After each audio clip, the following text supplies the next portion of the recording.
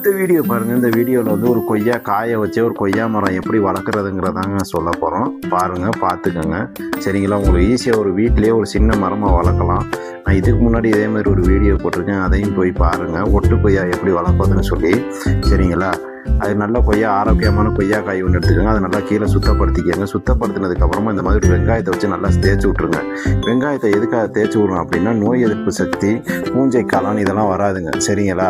அந்த கொய்யாப்பழம் வந்து ஆரோக்கியமாக இருக்கிறது தான் அந்த வெங்காயத்தை தேய்ச்சி விட்றோம். தேய்ச்சி விட்டதுக்கப்புறமா ரொட்டீன் பவுடர்னு சொல்லி ஒரு பவுடர் இருக்குங்க.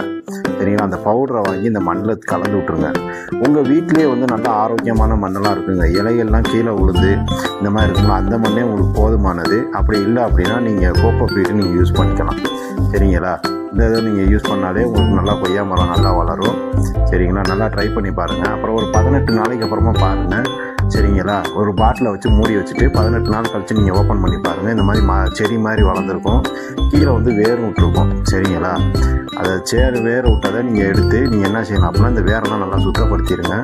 சுத்தப்படுத்தினதுக்கப்புறமா நீங்கள் வந்து வேறு தொட்டிலையும் வைக்கலாம், அப்படி இல்லைன்னா நீங்கள் தரையிலே வைக்கலாம்.